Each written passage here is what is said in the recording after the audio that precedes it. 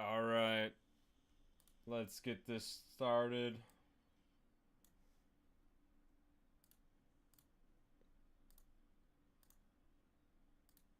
Gamers, welcome back to gaming, where we're not actually playing a game this time. We are once again talking about movies, as I tend to do.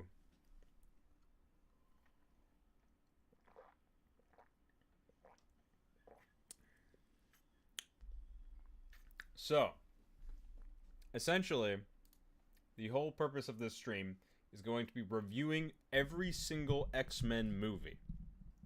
Now, this is pretty much the theatrically released mainline X-Men movies. We are going to get into some kind of, I guess, spin-offs or, things that are kind of related but not necessarily X-Men. Like, we'll touch on Deadpool. We'll definitely talk about the Wolverine movies.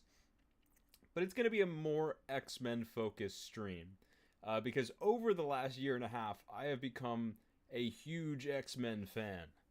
I got in pretty much with X-Men 97, and then I basically started to watch some of the movies and kind of read up on the lore a little bit. I then started reading old school X-Men comics, starting with the Claremont run, but I quickly learned that the Claremont run really wasn't for me because it is old and insane. Not to say that it's not good or that you shouldn't read it. I just had a very hard time getting into it. Now I like it more. But what I really liked was when I decided to read the comic House of X slash The Powers of 10. Now that absolutely blew my mind. I thought that story was incredible, and it was exactly what I was looking for. It to like pave my way through basically Western comics in general, because I used to never really read Western comics. I was much more of a manga guy, and now I've kind of come around to them. I've read a bunch more now. Read some of the Sonic IDW stuff. Of course, I read that, and now I'm reading what is essentially the sequel to that, which is Jonathan Hickman's X-Men run. So that is pretty cool too. That's on my little nightstand there. Oh yeah, new bed for all the new people here. New bed. Look at it. Big new bed. No old bed. I had that old bed for like 18 years. That's not even a joke.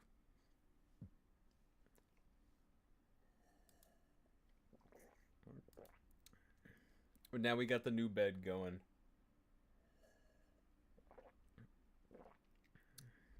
With the frame. Got it all set up. Got my little headboard there. Can't see it. I got like an IKEA light thing. And I got my books. I'm reading Red Rising as well. Very good book. It's got some issues, but I haven't finished it yet. Maybe we'll talk about that eventually.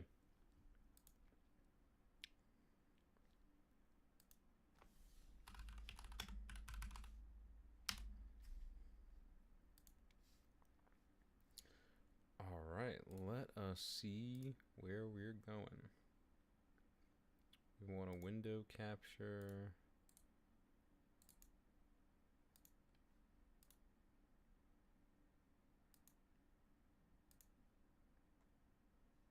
Oh, wrong one. I gotta set this stuff up. Alright, YouTube? No. Where's my funny, there we go. With that one there, and this one, here. Okay, cool. And then I'll put my face cam in there as well. And now we can transition the shot. Alright, so this is what we're working with. All of the X-Men movies. Just have to do some technical stuff in the background. And we're pretty much golden. Okay, so back to Letterboxd, as I am wont to do. As you can see, I've been watching some cinema recently.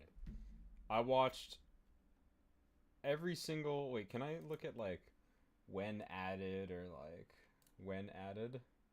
Alright, as you can see, I watched every single X-Men movie in a row, and then I watched 7, and then I watched The Drunken Master and Barbie the Princess and the Pauper, which I'm pretty sure I fell asleep during, but you know, my favorite enemies to lovers movies. Okay, Hannah in the chat talking about the romance between Charles and Eric, which we'll very much get into.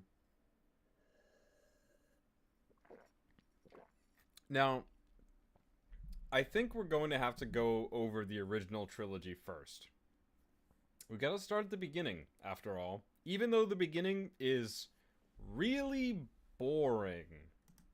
I do not like X-Men 1, like, at all. I think it's just an incredibly dumb... I think it's an incredibly dull film, and doesn't at all get to the heart of what makes the X-Men cool. It's kind of just all they had back then.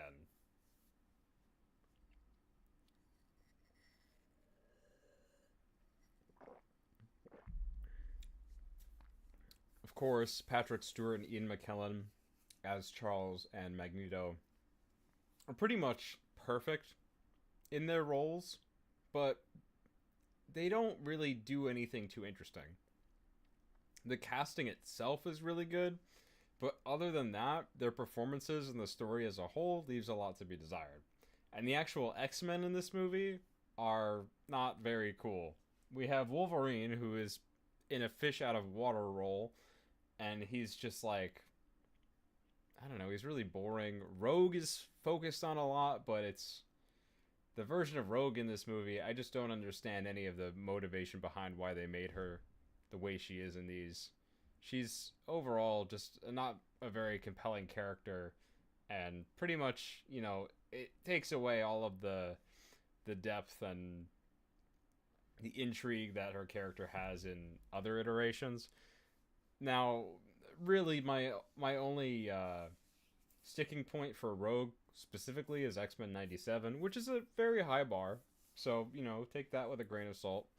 But overall, everyone else in this movie just doesn't really seem like they want to be there all that much. It's kind of one of those movies, it's like, you know, I guess they came in, they did their work, they got it done. It's a very ho-hum movie, you know? I don't really feel any flair or pizzazz or anything from it. Like, I think Cyclops and Jean Grey are incredibly boring in this movie. They really don't get to, you know, do anything cool or show off why these are cool characters in the first place. So, just a very disappointing and not very interesting movie in my opinion. Also, there's some accent weirdness in this one.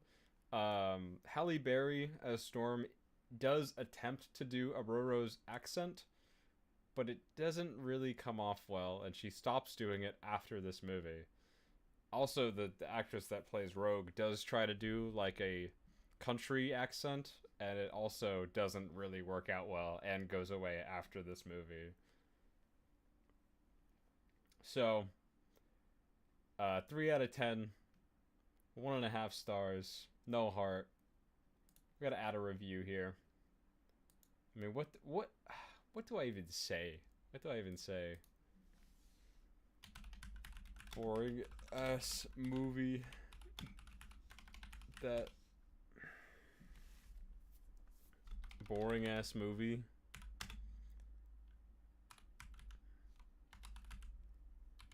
Doesn't do any of the X-Men justice at all. Yeah.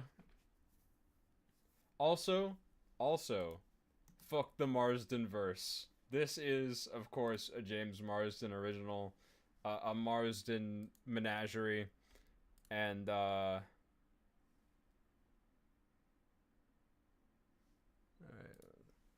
so it's just, I'm just not a fan of it at all whatsoever. You know?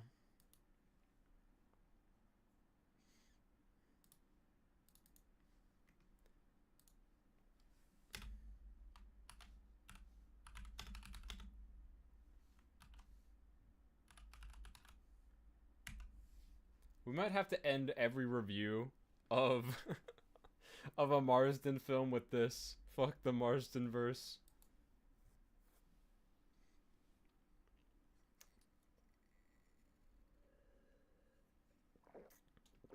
Unfortunately, the negativity is going to continue for a little bit.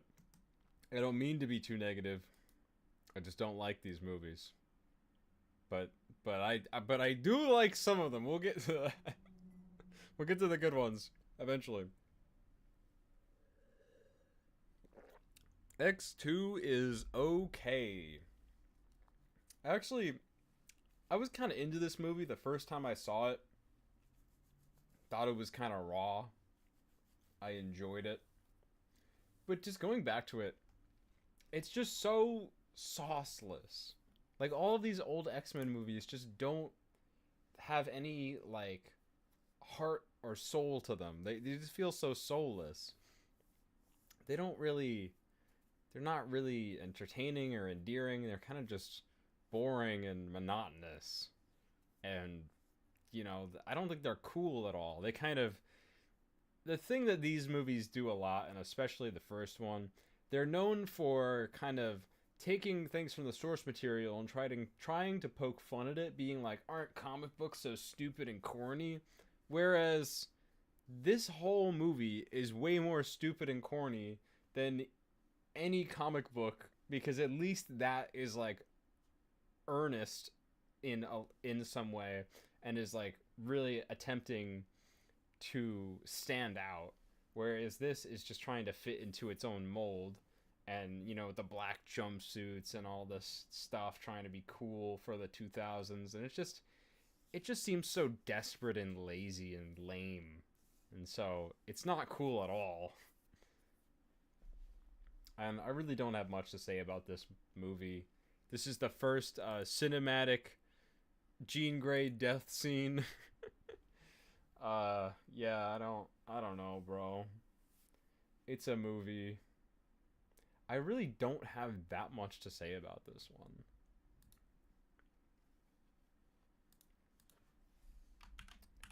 It's certainly a movie.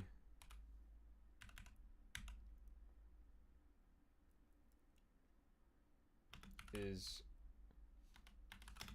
it a good movie? Or a good X-Men movie? Not really.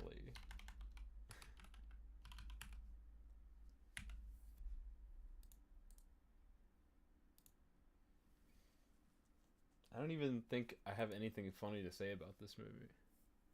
We gotta, of course, we gotta pay our respects. Fuck the Marsden verse.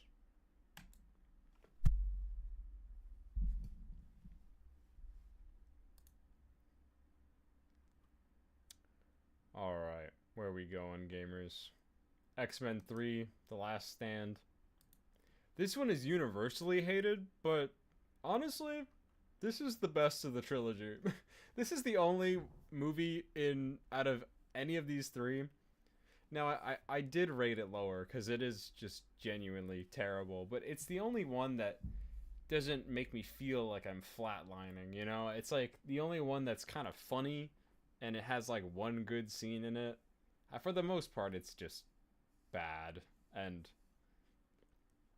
it does introduce Kelsey Grammer as Beast, which is like way late to be introducing Beast, and I just don't understand any of the decisions made throughout the course of this trilogy. It's just so bland. Like, there's nothing to latch onto. There's, like, I guess there's Hugh Jackman. That's like the only thing is Hugh Jackman as Wolverine. I guess that's why he became so popular, because that's all you had. It's like no one wants to see more of James Marsden Cyclops. No one wants to see more of Halle Berry Storm, because they don't do anything. They don't do anything cool. James Marsden is barely in this movie. He just dies off screen. And then Jean Grey in this movie is just, I don't know, man. And yeah, most of this movie is just completely boring and unremarkable. So, you know, It's whatever. I don't even know if I can make a review for this. Oh, I can't even like. What's a good review for this movie? Like, oh boy, why did they make this? why did they Why did they try to do this? They're like, let's adapt the Phoenix Saga right at the end and have it be like the B plot. I haven't even gotten to the Phoenix Saga. That's how long it kind of takes to build up. But in the Claremont stuff, I haven't been reading the Claremont stuff super fast because it's, you know, again, it's really tough to get into these days. It's very old. It's a very not archaic, but it's just a very different way of writing that they used to do back then.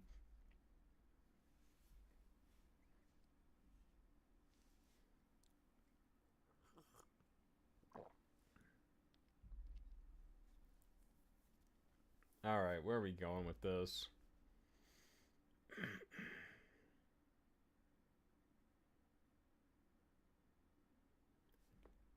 It's so nothing. I'm gonna write soulless, sauceless, hopeless.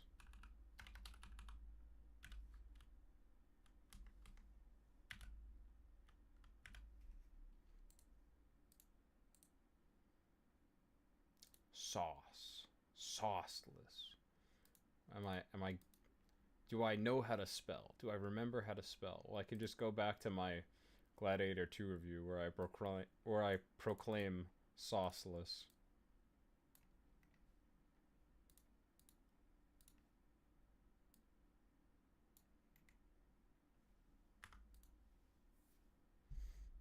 Yeah. That's all this movie is to me. So, I bet now you're wondering, hey, I think you might hate the X-Men. Well, you see, that trilogy may not have been any good, may not have stood the test of time whatsoever, and it may not have been personally what I deem to be good X-Men stories. But the next movie is X-Men First Class. This movie is amazing. I think this movie is incredible. And it's crazy to me that I used to not like this movie as well. When I first watched this movie, I was very down on superhero movies as a concept. I didn't really care for them and I wasn't really interested in watching them. But I did give this film a chance. Now, however, me being so not interested in them made me not really care for it, not really see the heart to it or the things that made it more unique. But now when I watch it again, I'm just like I'm like giddy and excited every time I put it on because I just think that this movie gets to the heart of what X-Men is really about. And James McAvoy and Michael Fassbender absolutely steal the show. Like their performances as Charles and Eric are just like they're so infectious, they're full of life. They really get to the heart of the characters and they play off of each other so well. I think their relationship is really the heart of these movies and this like prequel trilogy in quotes at its core, and I think that that is genuinely what makes this movie and the next few movies so special to me because like this is why I like X-Men. It's stories like this. And this is where like we really get into the mutant metaphor, the metaphor of mutants being analogous to prejudice and like marginalized peoples throughout all the world and all history. I think it's something that so many people can relate to, something that I can relate to a lot, and I think that they really get to the heart of it in these movies, whereas in the other ones I just didn't really feel it. In the other ones I just didn't really feel like they cared as much. But having such great performers as they do in these, like it really really gets it to shine. Of course, we can't talk about this movie without mentioning Jennifer Lawrence. This was a pretty early role for her. This came out before Hunger Games. And honestly, she knocks it out of the park, and she only kind of gets better in the next movie. I don't know about Apocalypse. I don't know if I have strong feelings about her performance in that, but We'll get to it. Um, and man, Kevin Bacon as the villain, like you wouldn't think he'd be great in that role, but you know he does a good job, and he is a really compelling villain.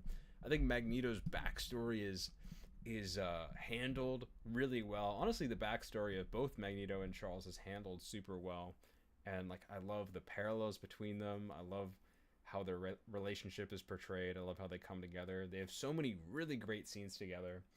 Of course, I gotta mention Nicholas Hoult as Hank. Hank, I almost said Hank Pym. Hank something. Hank something else. Doesn't say his full name here. Um, yeah, I mean he's just really good, and you know everyone else they put in the work. Zoe Kravitz shows up. She's in this movie for like 2 seconds. Emma Frost is in this movie. You know we like a good Emma Frost representation. I actually like.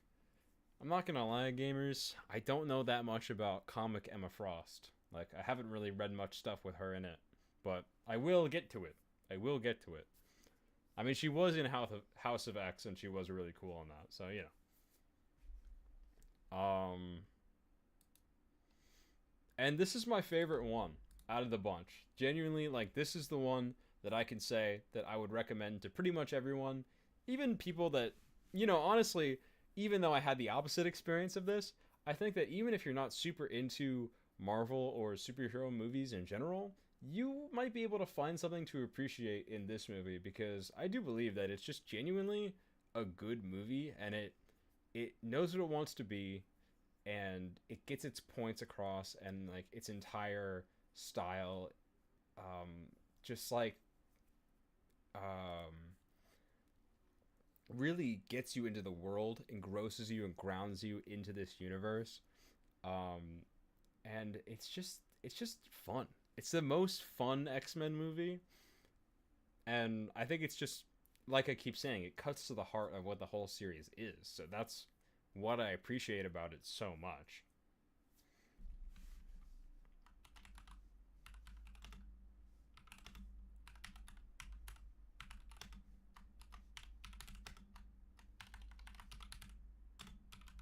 Easily one of my favorite X-Men movies and possibly one of my favorite films.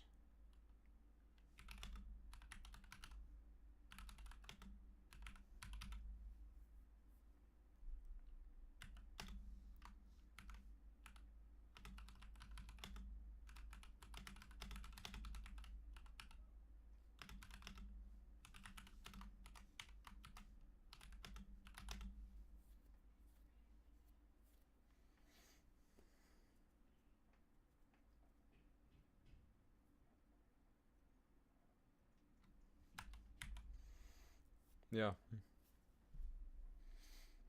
I think that's good. I don't know. I'm like, could I come up with a snarky, funny little X-Men like letterbox review?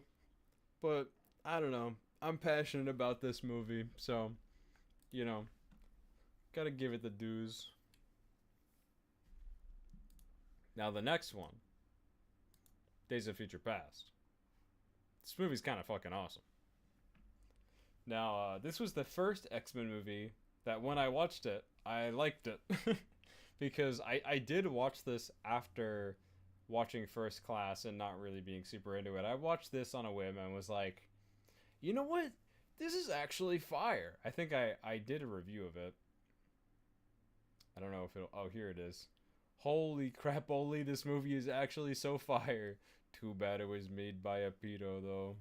Yeah, unfortunate fact about a lot of these movies. Yeah, I don't know. I don't know if we could really get into that, but you know. No good. No good. But the film itself turned out really good. This one, however, does bridge the gap between the original trilogy and the prequel trilogy. And they do it in a pretty good way. I mean, the stuff in the prequels and other movies is pretty much not consistent at all, and it will completely break your brain if you try to connect them all in a cohesive manner, because these movies weren't made by people that cared about the lore, uh, frankly. So it's best to just not care about the lore either. And despite that, this movie like tells a great story about like the struggle of humanity versus mutants, the struggle, like the prejudice that mutants are put under, and just the lengths that humans will go to destroy them. Um, and it can be a really emotional movie as well, especially with Charles's arc. In this movie, Charles has a funny little serum that fixes his spine, which is a crazy plot convenience and a medical marvel. Only really exists in this movie, but it's interesting because it kind of draws a parallel to like a drug addiction. Like this movie is set in the 70s, so when Charles is taking some serum, you could say maybe he's like shooting up some heroin or something. So that's something that like it was a big struggle for a lot of people particularly back then. Like that was a pretty poignant thing to put in there to like make that parallel, I think. um the relationship, the strained relationship that Charles and Eric have, is really great in this movie. Like again, they're just putting their best foot forward. I think that they're two of my favorite actors, and these roles, it's kind of crazy to me because they're like great dramatic actors. Like they can do really serious scenes and like have these like really emotional moments, and somehow they they give these like amazing performances in like silly comic book movies. It's kind of crazy to me sometimes. But so that, I mean, that's just what makes these movies genuinely good. And of course, we have the whole time travel aspect to it. The destroyed future with the Sentinels sending Logan back. I think that Logan interacts with all the characters in the past in a very interesting way. Jennifer Lawrence is, of course, incredible in this movie. I really like Mystique's plot. I don't really know much about comic Mystique. She's like not that relevant, which is, it's crazy to me that these movies like were so obsessed with Mystique, because I don't think she's that much of a relevant character in the overall lore of the X-Men. Like a lot of decisions in these movies are very strange to me, even when they're good.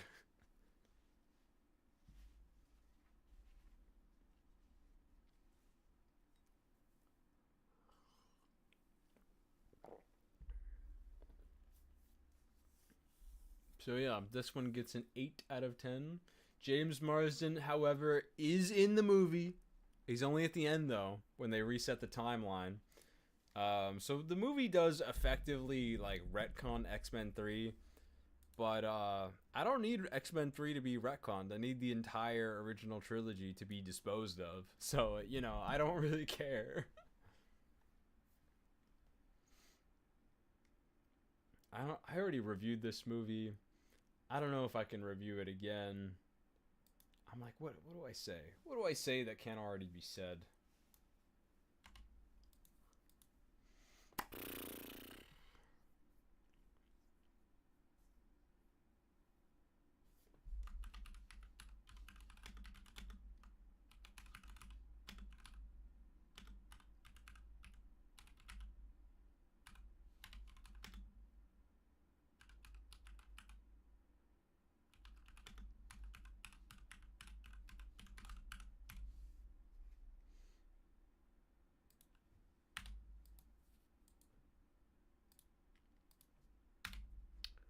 I think that's good enough. Charles and Eric is cinema's greatest situationship.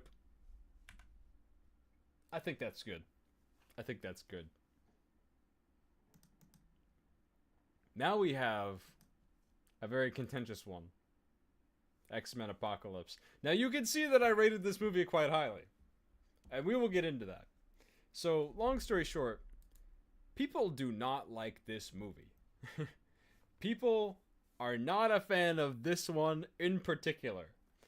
And although I can pretty much see some of the reasons why, when watching this movie, I kind of I was so scared that it was going to be bad that when I ended up enjoying it, I was just blown away. I was floored. I was like, nobody told me this movie was going to be good.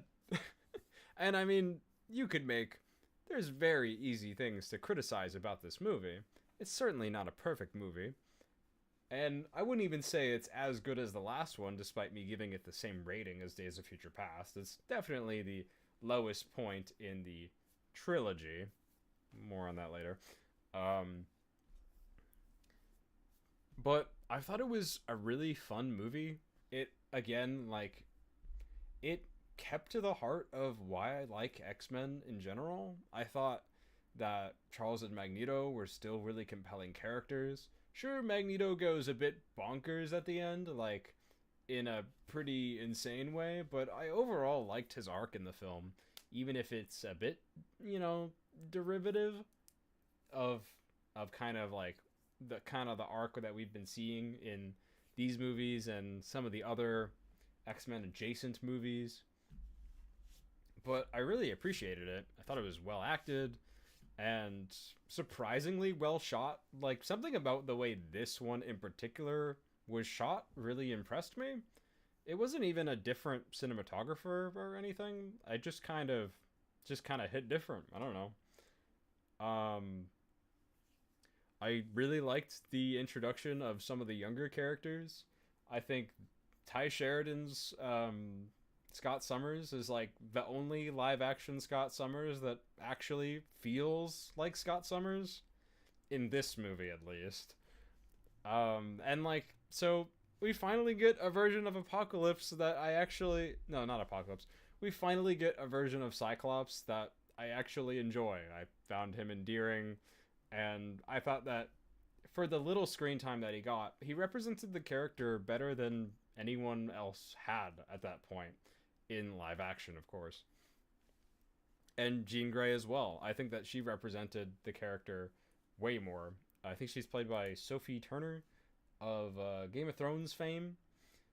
And, yeah, it's like she doesn't have that much screen time, but I think that she put her best foot forward, and she really got, what the character's all about across, even with the small screen time. Now, I will say, what's this guy's name? Cody Schmidt McPhee? This guy is the definitive Nightcrawler. I can't believe anyone has never, like, brought this up or talked about this in a video. Nightcrawler in this movie, and even the next one, is just the definitive comic accurate Nightcrawler to me. I think that he did such a great job of portraying Kurt in live action. Like, I legitimately loved his performance, and I'm a big fan of Kurt in the comics, the old comics and the new comics, and I'm just like, yeah, there he is. That's what I'm looking for. I know a lot of people, I don't know why necessarily, but a lot of people like Alan Cummings' version of Nightcrawler, and he's even coming back in the new Avengers movie, but I just don't really see the sauce in that movie. I don't really see the Nightcrawler that I see in the Claremont run or the Hickman stuff. But honestly, this guy has it, and I was very surprised to see that. Now, there is the elephant in the room, which is Oscar Isaac as Apocalypse. I think Oscar Isaac did a good job. I think that he doesn't necessarily like this movie, especially because, he had to put on all that makeup, and I'm sure that's a big hassle and, like, really annoying and takes a lot out of you. I can't imagine performing with all that stuff on. Like, just seems like not a good experience for him. But I genuinely enjoyed his acting. But the portrayal of Apocalypse is pretty lame.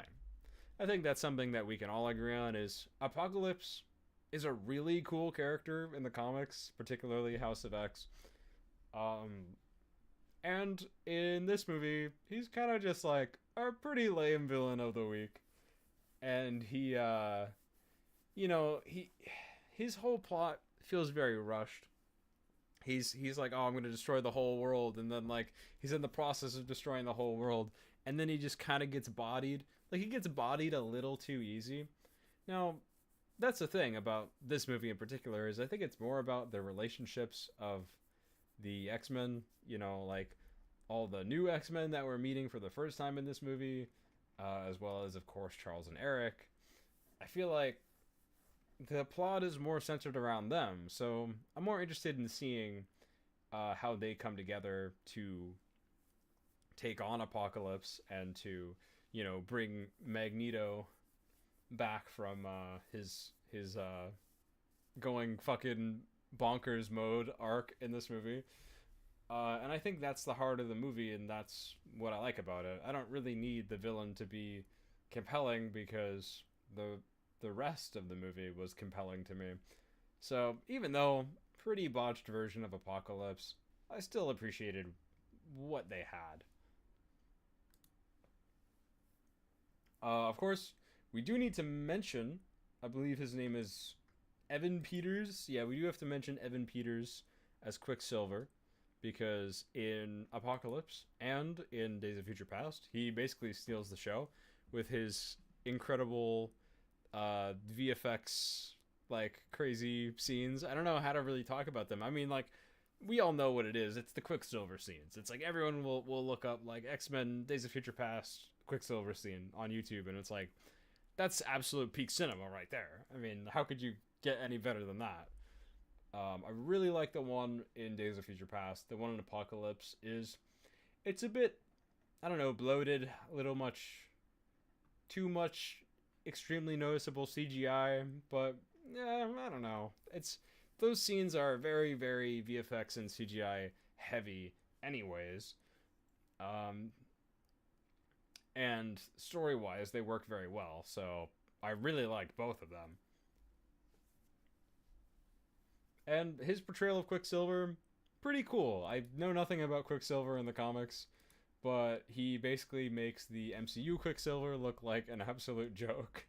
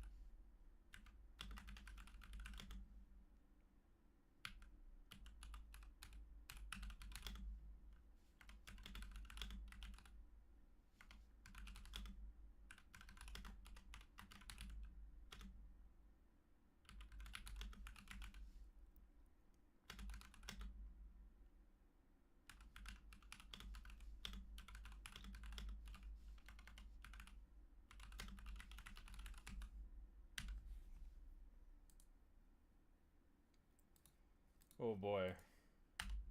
The protagonist spelling challenge. Incredible.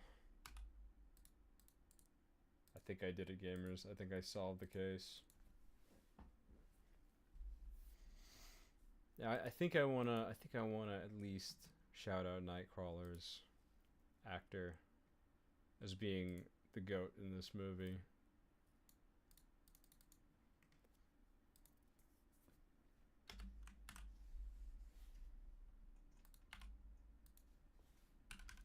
Gotta be one of the GOATs for his Nightcrawler.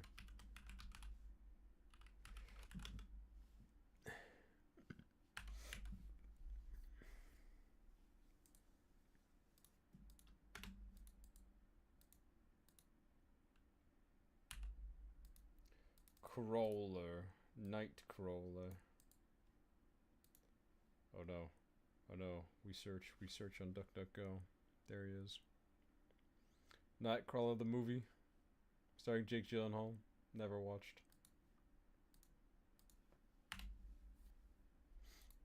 Alright, there we go. X-Men Apocalypse has been reviewed. I could do a little tier list. You know, I thought about that, but I forgot. I thought about doing a tier list. We could still do a tier list, but we're doing it this way for now. Okay, so I kept referring to the prequel trilogy. There is one more. We talk about it now or later. Let's think. Let's give it a little think. So there are some other movies. We got X-Men Origins. I'm not gonna review this movie. I don't even want to talk about this movie. This movie blows ass. This movie is not good. I think pretty much everyone knows. Who the fuck is Gavin Hood?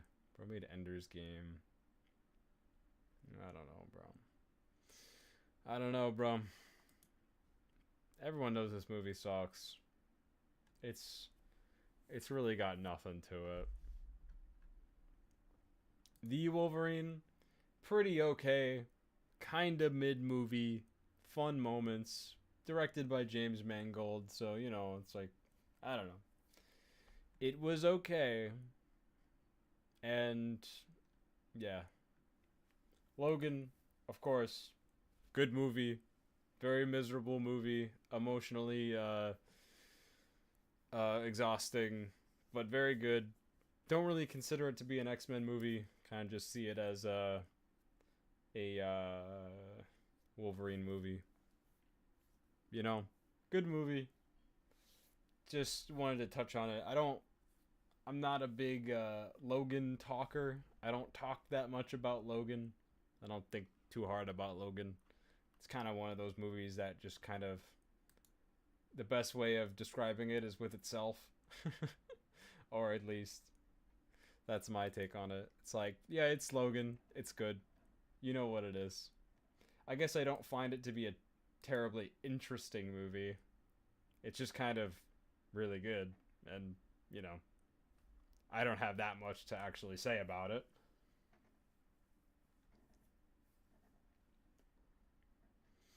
And of course, there's the Deadpool movies. Deadpool's pretty good. Deadpool 1 and 2, you know, they're fun. You got the funny James Bond intro in Deadpool 2. Deadpool 1, structurally, it's kind of a frustrating movie because it's like, all told in the past. It's like basically one big flashback, and that's like not that much fun to watch, but it was 2016 and it was basically like nothing we had seen before in a superhero movie. So honestly, pretty decent movie. Of course, TJ Miller is in the first two Deadpool movies. Fuck that guy. He's like the most unfunny part of those two movies.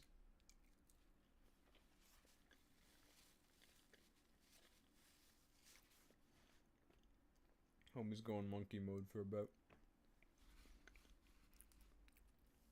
I need me some more energy.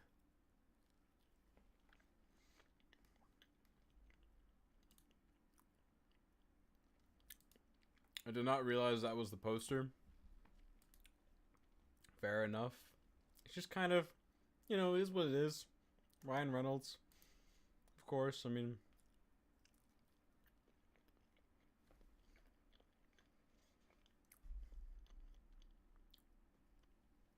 what can I really be said?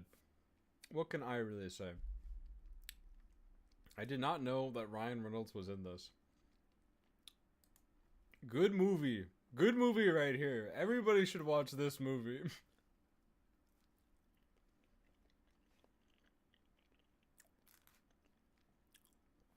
Fuck the X-Men. We should do a Harold and Kumar tier list. Although, I have not watched the other movies. I do not intend to watch the other movies. I've heard they are bad.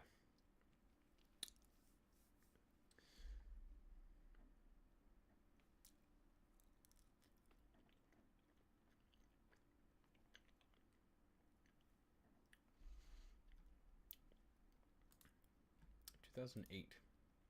It's from 2004. Okay. We'll talk about a good movie. Deadpool and Wolverine. Banana. Yes.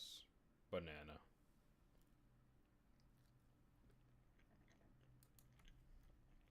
This movie is actually good.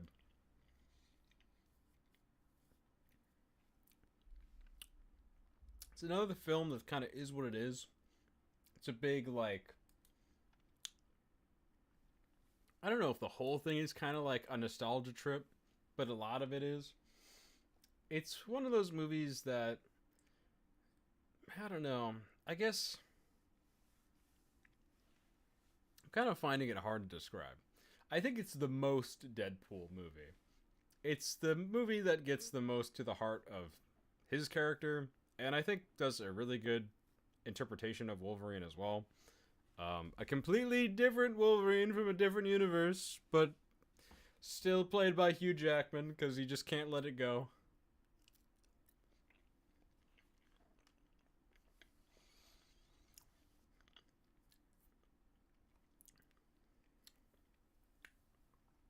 But I genuinely really appreciated how this movie was a love letter and a send-off to old, shitty Marvel movies. Particularly the Fox series, but just all the old bullshit that we had to put up with in the 2000s, basically. Like, Blade sequels. I mean, of course they reference Blade 1 more heavily, because Blade 1 is actually Kino cinema. They reference Daredevil. They got motherfucking Channing Tatum in this movie to play Gambit, which is a reference to a movie that never came out. It was like, yeah, Channing Tatum is gonna be Gambit. There's gonna be a Gambit movie, and then it just never came out. And they're like, he's Gambit now. And then apparently they're bringing him back for the new Avengers movie. I don't even know how that's gonna go.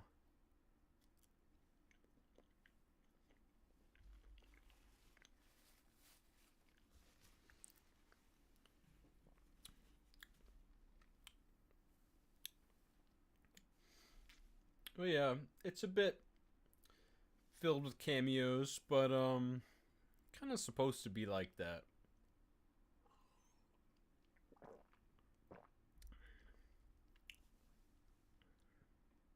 Overall good movie. Funny how they the mid-CU strikes again. Seems like Casey added a half star to his rating later on. Yeah, this is technically an MCU movie, so they tie it into other MCU stuff. There's also references to Fantastic Four. There's Chris Evans returns for reprising his role as Johnny Storm, which is pretty crazy. I don't know, fun movie. Don't got much to say about it. Now, unfortunately, all roads lead here. Dark Phoenix. This is a movie that basically nobody wanted. Nobody wanted this movie to happen. Nobody wanted to make this movie. Nobody wanted to be in this movie.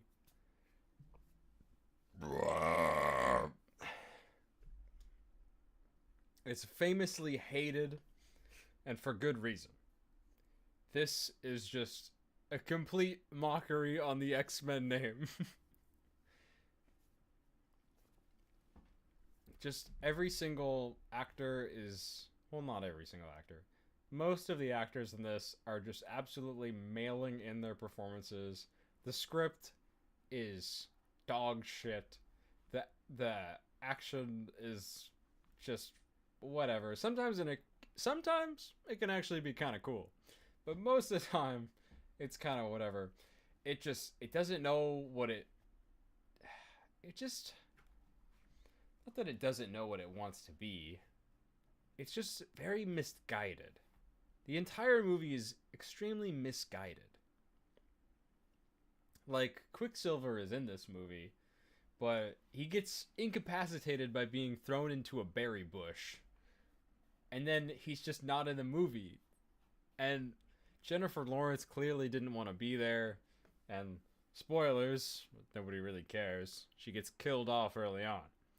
Now, weird to me that they made Mystique a member of the X-Men. I don't think that that's happened in any comic to my knowledge. Mystique has always really been in like the Brotherhood of Mutants. They also finally gave her clothes in this movie. That's a thing I neglected to touch on. Mystique in the comics always wore clothes, and she was just a blue woman. She didn't have these scales, and she wasn't often naked. So the decisions to make Mystique a completely naked, scaly woman is something that I will personally never understand, and 2000s movie executives can go fuck themselves, frankly.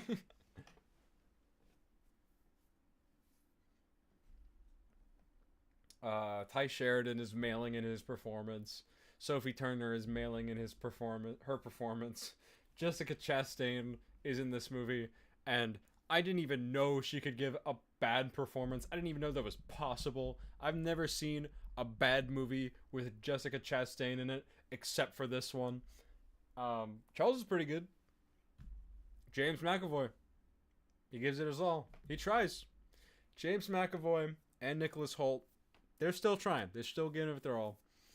I think that maybe Michael Fassbender kind of had enough at this point. I think he's not really in this movie too much. Doesn't really have that many lines. He definitely doesn't have any big emotional speeches like he did in the other ones. He's just kind of here. And he has a really cool fight scene later on. But, yeah, whatever. Unremarkable.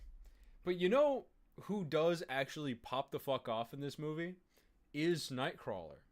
Our boy, let me remember his name. Let me find it. Give me a second. What the fuck? Cody Smith McPhee. He is genuinely giving this movie, this shitty ass movie, 110%. He is acting his ass off, and he's still the best cinematic Nightcrawler. What can I say? He's the absolute GOAT.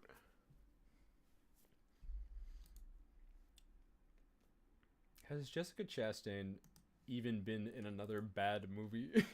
It Part 2, maybe. I didn't watch that one. People don't like that one.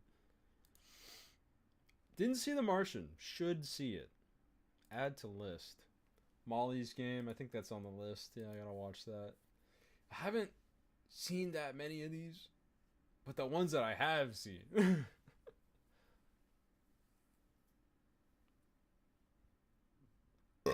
Excuse me.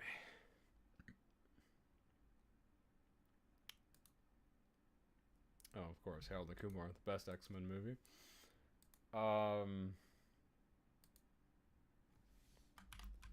Pointless. Hopeless.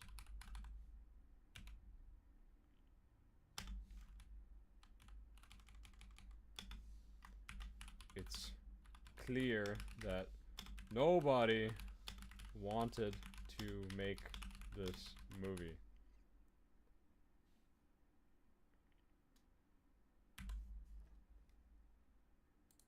Let's see, let's duplicate this tab.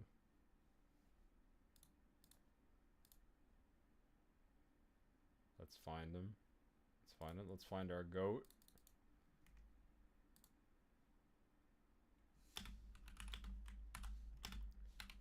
But Cody Schmidt McPhee is still giving it his all.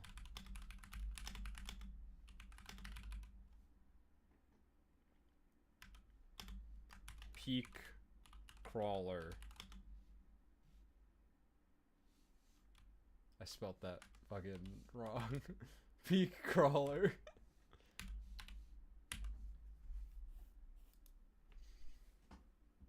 Also, Cyclops sucks in this movie as well. Like, I already mentioned it, but we have exactly one movie where Cyclops is actually done any sort of justice in any of the X-Men films.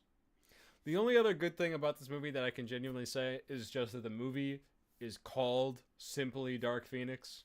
I just think that's cool. I mean, of course, like ever since The Dark Knight, I just think having a superhero movie where you don't actually say the name is kind of cool. I don't know. Maybe it's a little tacky. I think it's cool. Man of Steel wasn't a good movie. If Man of Steel was a good movie, then maybe that one would be cool too. But I don't know.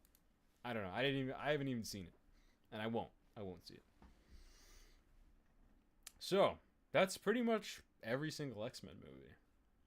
Now I'm pretty sure, I think we could go on a little let me just we could look up tier maker and see if we could rank them. But I think it's pretty clear. Yeah, I'm glad that I took the screen away. Some of the popular tier lists are fucking weird. Yeah, let's not dwell on that. X-Men. Is there a tier list with just X-Men movies? X-Men film and TV? Okay, bet. X-Men tier list. The X tier? Oh, shit. I'm going to replace... We don't need this many. Well, maybe... I don't know. We're going to put a tier below. And we're just going to write haven't seen.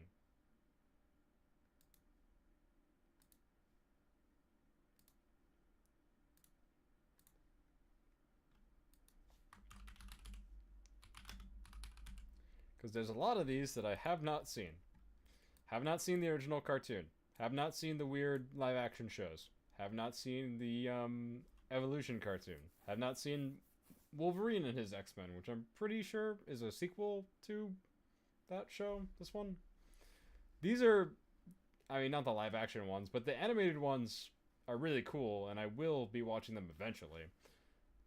More on that another time, possibly. I have not seen Legion, but I've heard that it's cool. I don't even know what that is. I have not seen the anime, but I will. That is pretty cool. Have not seen the Wolverine anime. I'm not as interested in that. Have not seen New Mutants. Won't see New Mutants. Simply won't. The original trilogy, they just all get F tier. Just all of them. I don't give a fuck. This movie gets a C. It's mid. First Class gets X tier. It's peak fiction. X-Men Days of Future Past also gets X tier because it's peak fiction. Dark Phoenix gets a D because at least it's not the original trilogy and it has peak Nightcrawler in it. Logan is an A because I don't really consider it an X-Men movie, like I said, but it's a great movie. It's just very miserable and emotionally taxing, but great movie. I am actually going to put Deadpool and Wolverine. Where's that going? I think it's got to go between these two movies, just on the pedigree of it all, on the Hugh Jackman of it all. That's where it's got to go. I think that Deadpool 1 and 2, kind of mid. They can go in the mid-range. I think that it's kind of fucking nuts to put Logan and X-Men Apocalypse on the same list, on the same tier, but I'm going to fucking do it anyways because I genuinely love this movie. I saw it once. Probably got to see it again. I've seen Logan twice. What can I say? They finally did Cyclops justice. This is a movie that actually does things with the cool ass characters that the series has to offer. And just no other movie does that. And of course, X-Men 97 gets the top of X tier because it's the best. It's kind of what started this whole thing for me. Because it's kind of peak X-Men. It's like exactly what the X-Men should be. And the movies have only just scratched the surface of that. Even though we have, in my opinion, 3 really good ones. So yeah, all of the X-Men movies have been ranked. Society can now continue.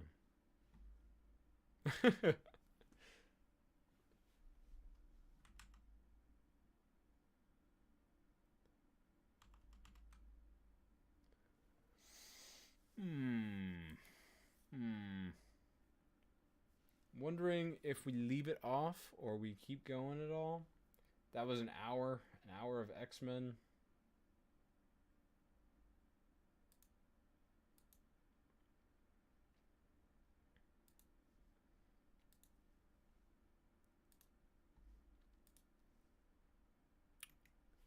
I don't know.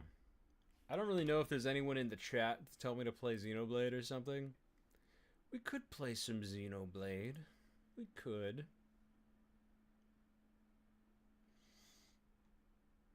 You know, I'm kind of still feeling it. Like, I don't know, it's 5. I probably could run an errand or two, but you know, it's whatever. Time is timing after all.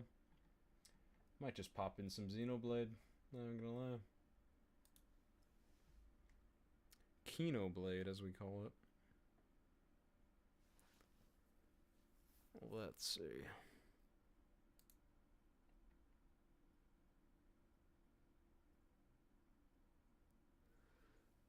Elgato stream, Elgato.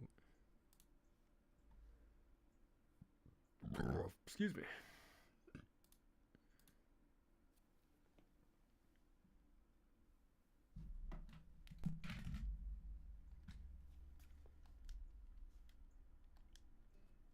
I will have to set up my funny little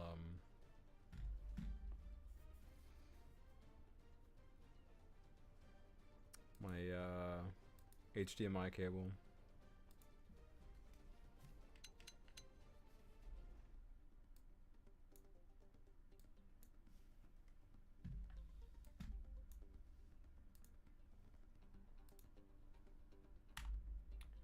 Well, I personally got no problem with that, so I'm gonna just play some Xenoblade for a sec.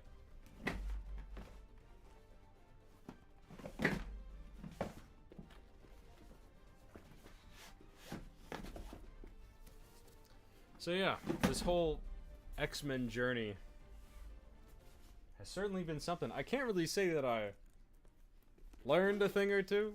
Well, maybe I did. Maybe I learned a thing or two about how great James McAvoy and Michael Fassbender are as performers.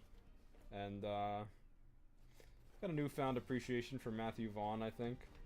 Despite, you know, originally not really caring for First Class. And then, you know, I like some of his other movies. I like Layer Cake a lot. I like A King's Man, but I don't really care for the Kingsman movies. You know what I mean? You probably do.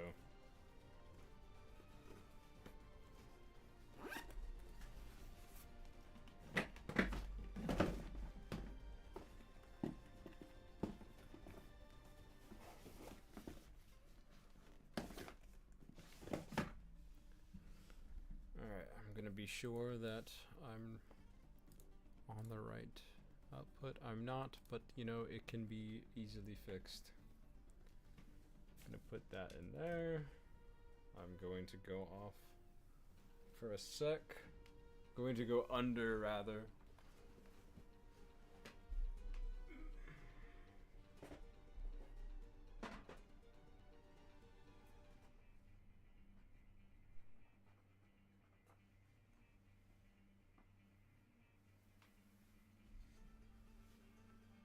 Oh man, I always forget about this. Alright, gotta take out my little thing.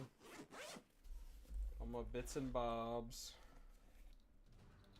And I gotta plug this somewhere in here.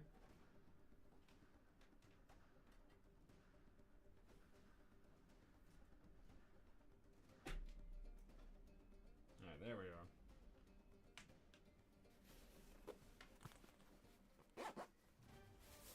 Streaming is not so easy, folks.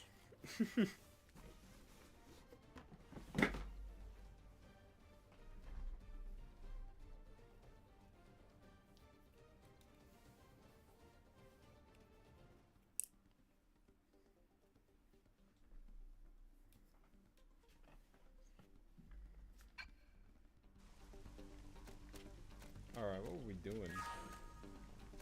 I got a Skell, as you can see. First time Skell user. Having a Skell is fucking sweet. You can do zoomies. the game audio is a bit loud. I'm gonna turn me up. I'm gonna turn the game a little down. We got some side quests. Just running some side quests, no biggie.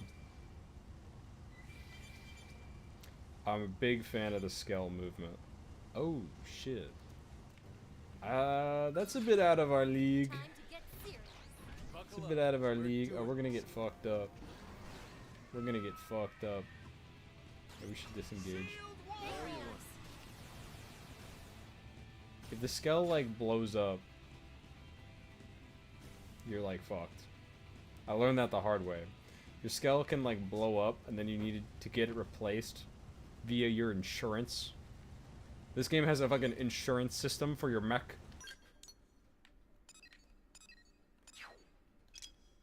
Yeah, so that guy's pretty strong. That guy's too strong for us. See, I'm kind of laying back. I gotta move my camera a little bit.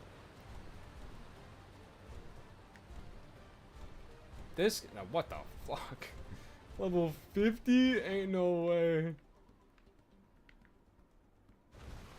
I gotta get out of here. Any new affinity quests I can do? This one's level 20. Some of these have basic mission requirements, and I'm pretty sure that a lot of the basic missions I just haven't found. But I've been doing all of the basic missions that I have found, so I don't really know what's going on with that. What the deal is with that.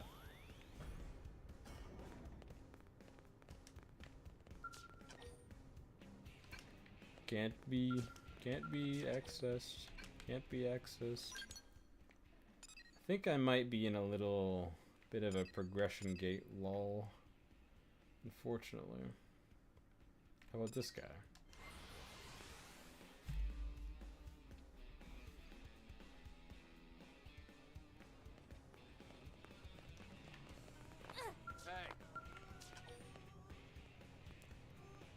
Did I not do chapter 6?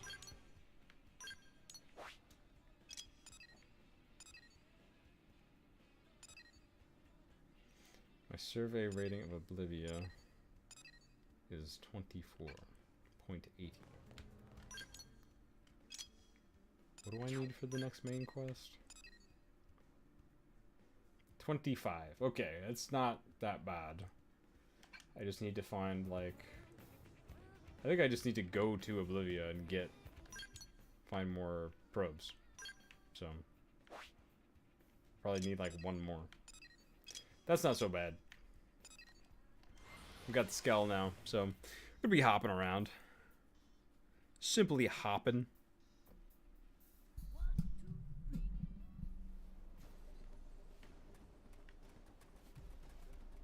I am gonna turn the game audio up a little bit, you know. You know how it is, gamers. You know what I could do, actually?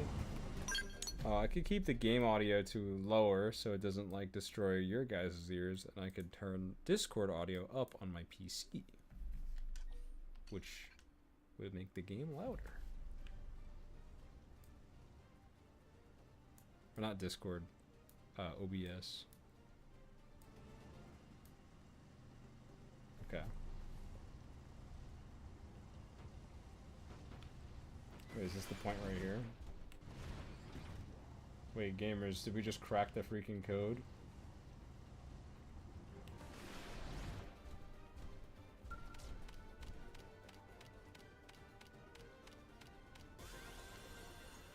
Okay. Survey rating's now 25! Let's go! We can do chapter 6 now. Alright, that was super easy. I did not think it was going to be that easy. Let's see. Still wondering. I'm level gated and I'm progression gated by a lot of things right now. Pretty much all of these side quests that say like you have to do this basic quest first, I haven't found that basic quest. I mean, there are some basic quests out in the fucking wild.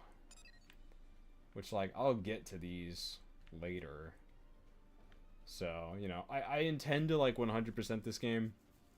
You know, at least all probes and all, not, you know, not 100%, like at least all probes and all side quests. I don't know if I'll literally do like every tyrant and like open up every chest and stuff.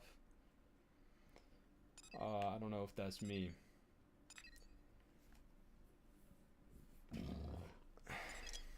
We'll figure it out. I think I'm just gonna do this side quest right now, and then start chapter 6.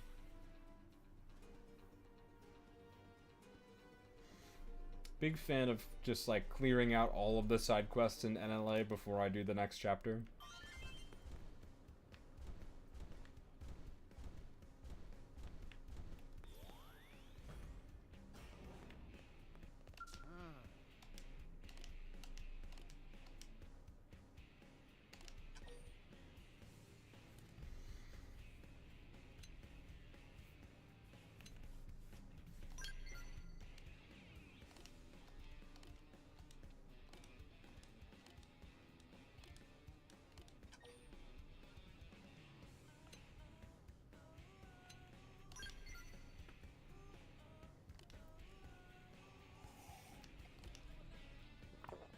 Gotta edit the new Conduit cast. Me and Nishquick did a whole video on Xenoblade X Definitive. Gotta start editing that soon. Hopefully that'll be out in the next 2 weeks.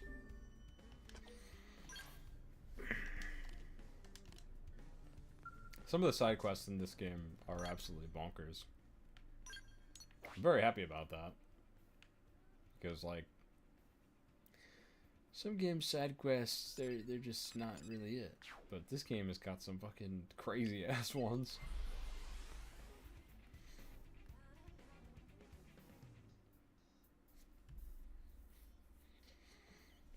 I really like when developers genuinely care about their side content, because, you know, your side content shouldn't just be like an afterthought. It should be like half of the whole game, in my opinion. So, big fan of good side content. Really hoping that Expedition 33 has peak side content. I'm hoping that Expedition 33 is peak. I know that that's like, there's big shoes to fill. And I'm very excited for that game. Man, I'm not even going to be done with this game by then. How many days is it? It's like 7 days or something until Expedition 33. My ass is not getting too far in this game before then.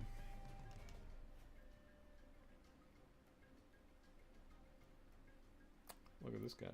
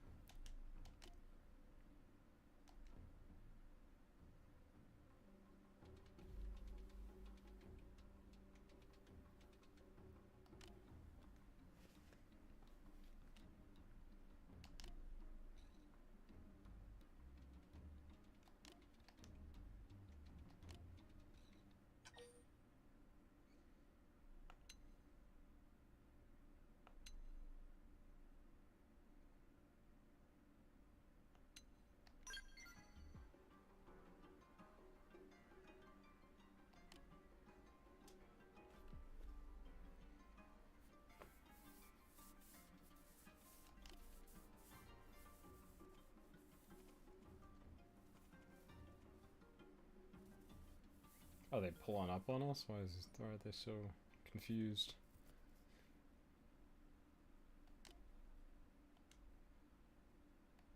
Okay. Oh shit. Regrettable.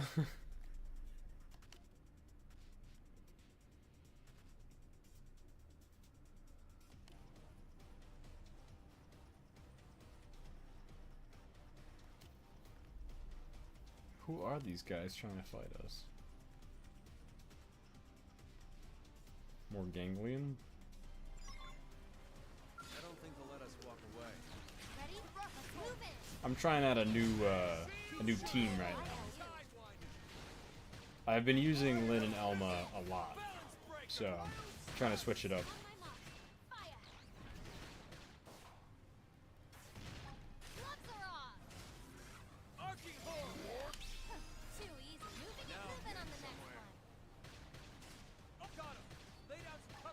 I don't really know how to pronounce this character's name. Nainal? Maybe it's like the opposite. Maybe it's like Nanil. Nainal. I'll have to pay more attention the next time they're in a voiced cutscene.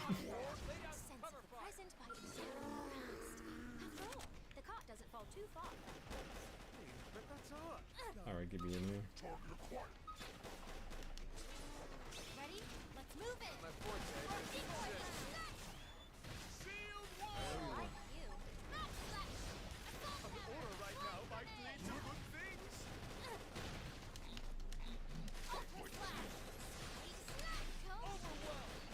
My forte, but if you insist.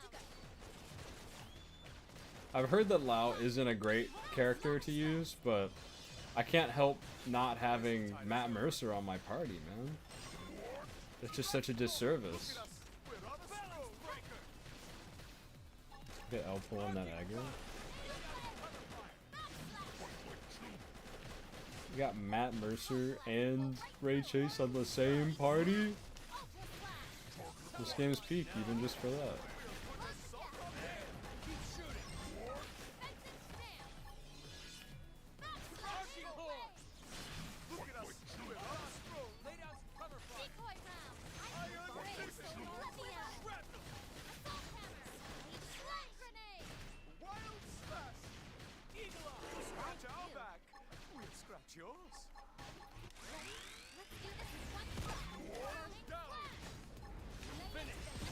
Oh. Wonderful, we are still alive.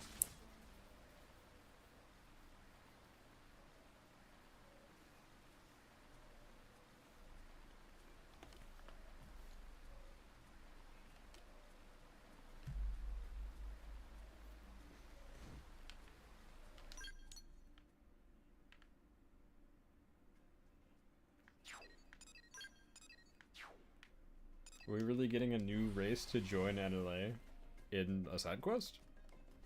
I mean, it's pretty substantial, like, plot development for just a regular side quest. Yup.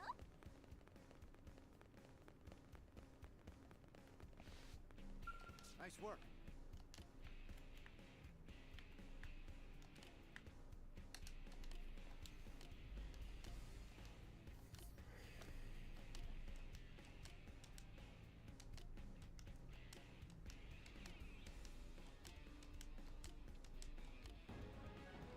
Alright. Now we can move on to the next main quest. So, chapter 7. Okay, I thought it was chapter 6, but I did chapter 6 already. Certainly a lot of other things to do, but might as well progress the story first.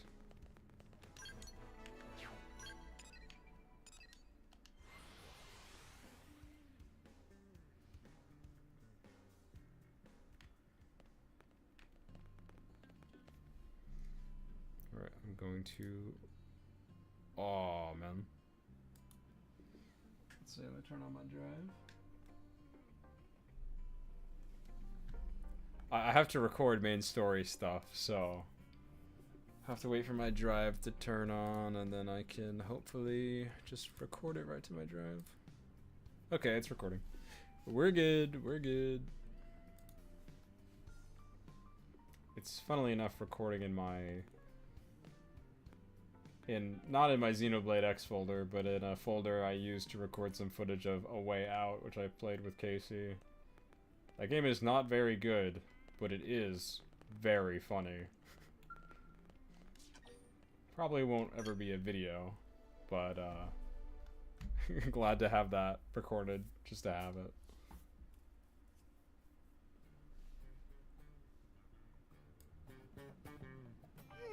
What should I whip up today?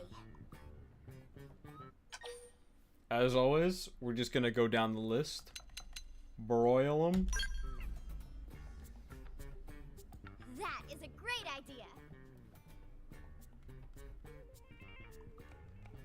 Oh, Tatsu spilled yogurt all over himself. Oh no. Nothing wrong with that. Oh, Linley's so understanding. Oh no. Linley accept Tatsu for who Tatsu is. Well, of course. Now, while I heat the oven, you spread the yogurt down your back too, okay? Okay. But, shouldn't Tatsu be cleaning off yogurt instead? What? Don't be silly. We need it spread evenly for the tandoori sauce. Tatsu is no chicken, Linley! Tatsu is Tatsu! Oh, right. It's tandoori chicken. Tatsu is not laughing! Tatsu is not laughing! Okay, it's ready.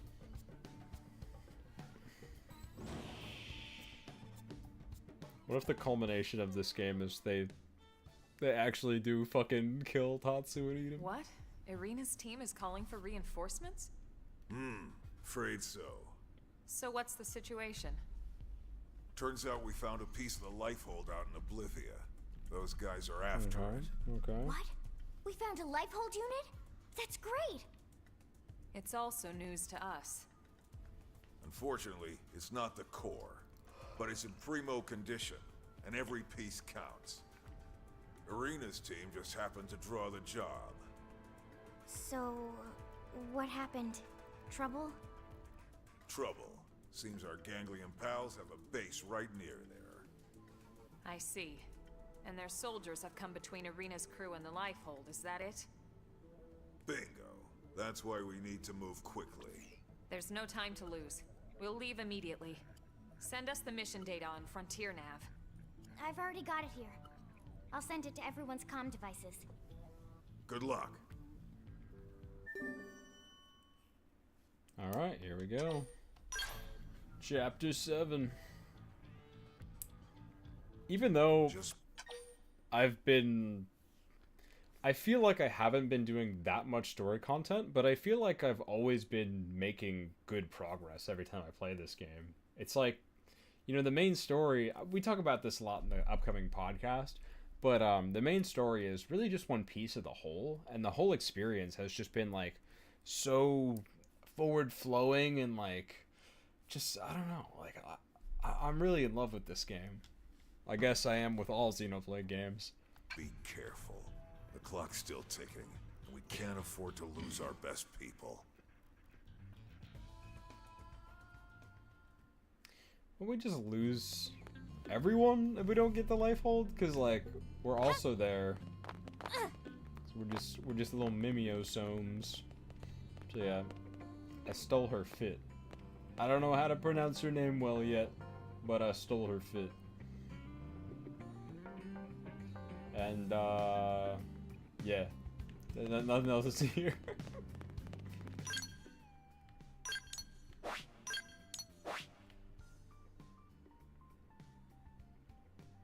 Now, where is it? Oh boy, we're gonna have to go into the depths.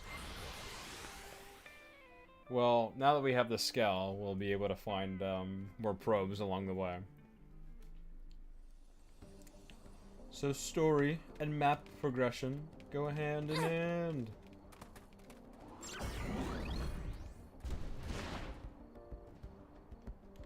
I just watched Gundam Hathaway again.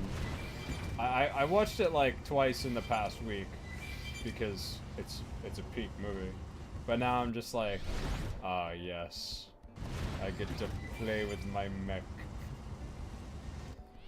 I guess a part of me is just really surprised that Gundam isn't really as big as it is. Like I feel like we don't really have great Gundam games, but that being said, the Xeno games really get to the heart of like stuff that makes Gundam a great series. So that's arguably better. You know, to have just a game series where, you know, Takahashi is a huge Gundam guy, so he clearly understands what makes that series tick, and a lot of what makes Xeno tick is pretty similar stuff. So I'd rather have Xeno than good licensed Gundam games.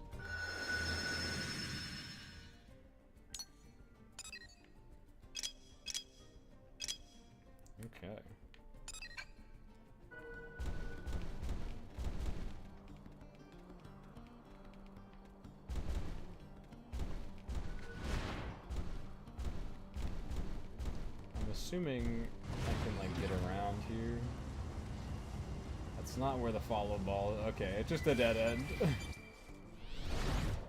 do not want to aggro any of these guys. Fuck!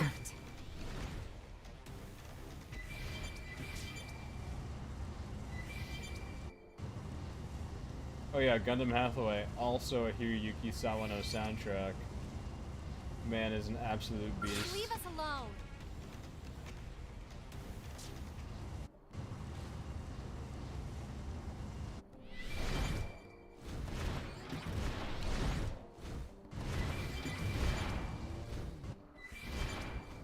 Okay, where the heck? How do I avoid all these enemies? I'm like at least 10 levels below them.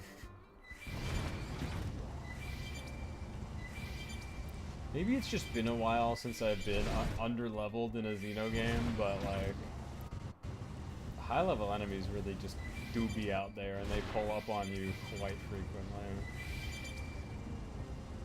Like the aggro in this game is also really hard to negate. Alright, here's the spawn. Casey's in the chat. Casey says sup. We're Xenoblading. We were reviewing X-Men and now we're Xenoblading.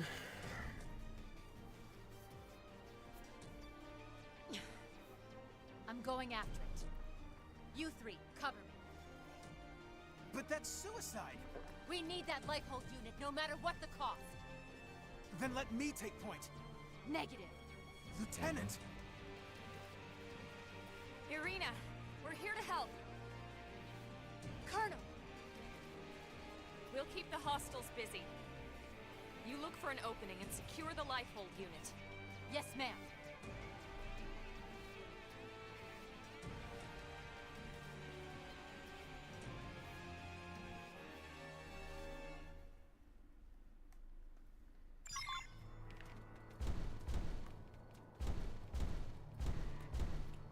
Seems we've been found out.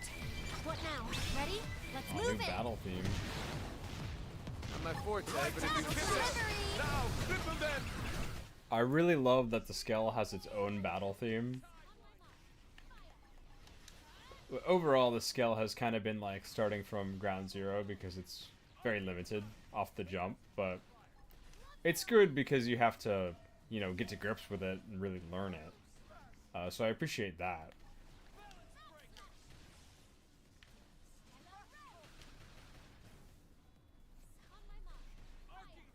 Iron prison! Of course! Delivery.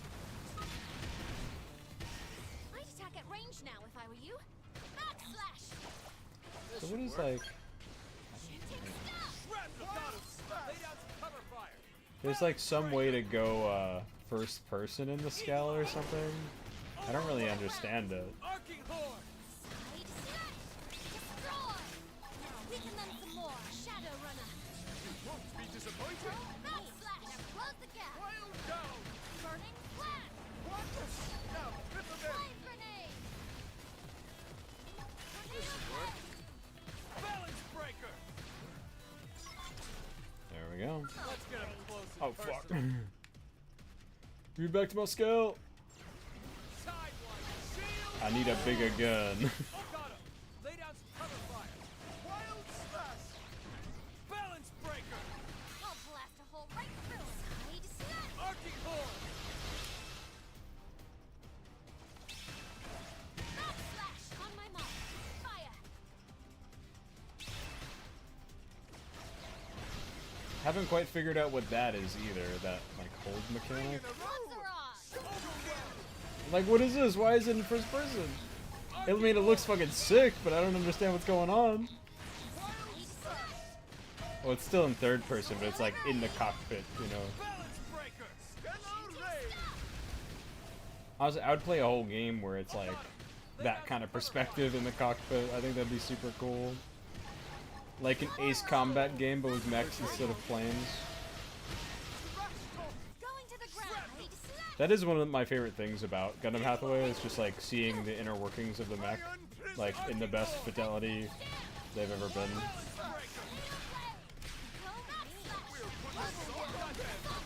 Alright. Apple merchant. Crowding my space. Backslash merchant. This can make all the difference. Just put the auras in the bag, little bro.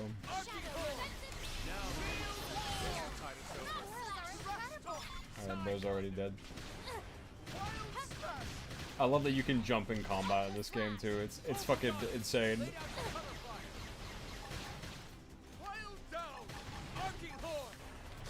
grenade. Tornado slash. Burning slash. My mind is so clear. Incredible. I'm using these quick commands insanely. I'm very much abusing them. Arcing horn. Wild spells breaker. Body and soul are a quiver. I'd attack at range now if I were you. They already did. Alright, we're good.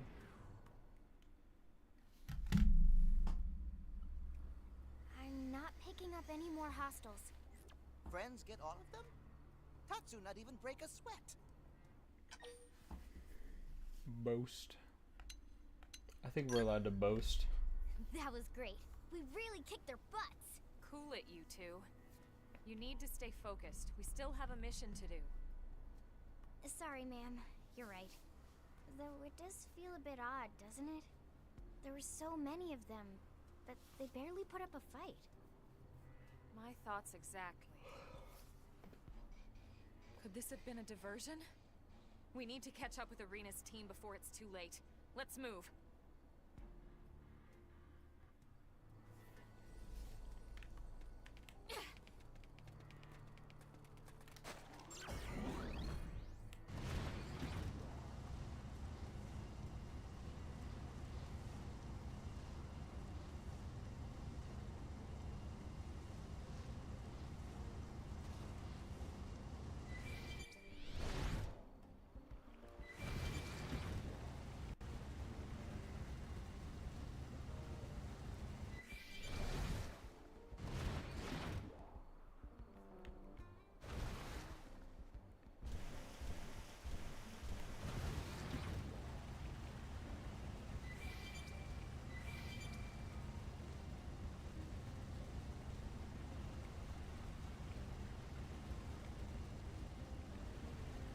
What the fuck is the follow ball doing? Why did it go back and loop around like that?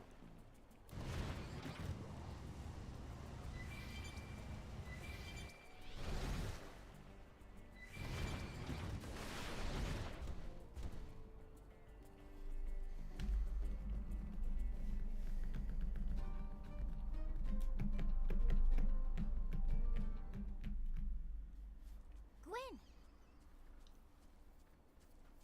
Whoa, that was fast. And you were so outnumbered and everything. Nothing can stop Team Tatsu. Tatsu Hell eat yeah. baddies like them for breakfast. Says tomorrow's breakfast. Oh fuck. Colonel, ma'am, well done out there. Likewise. Now what happened to Arena and Marcus? Where are they? They're up checking on the life hold unit.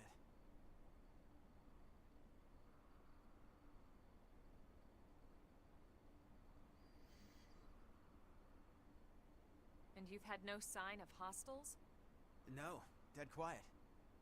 Okay. It just felt so much like a trap! Irina! Marcus! Run! Marcus! Right. Oh fuck.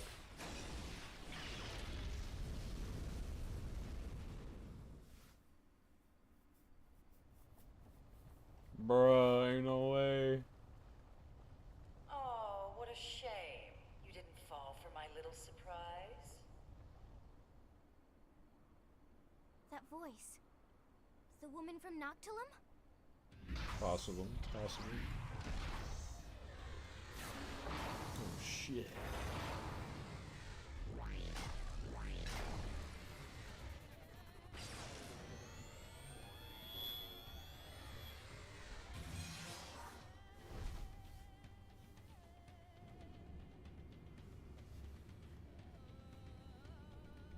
I knew they had to be holding back their big guns for something. But here it is. Well, Aren't you the clever one?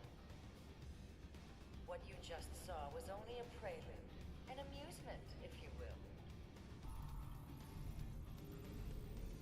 Blowing up our life hold amuses you?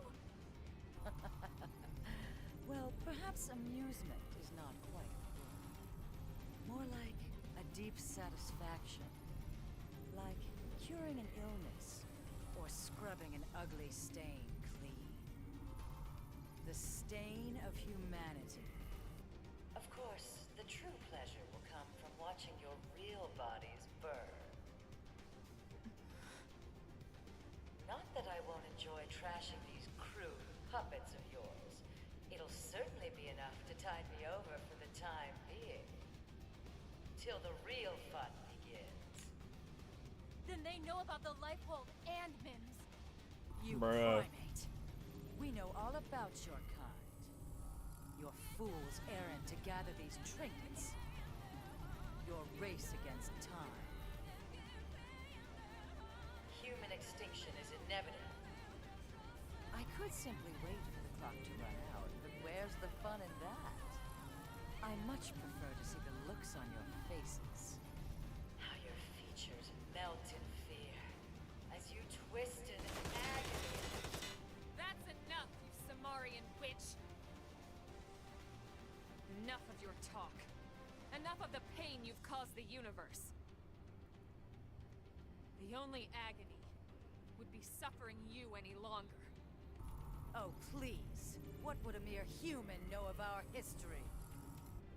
She is mine. Irina, your team has the others. Right.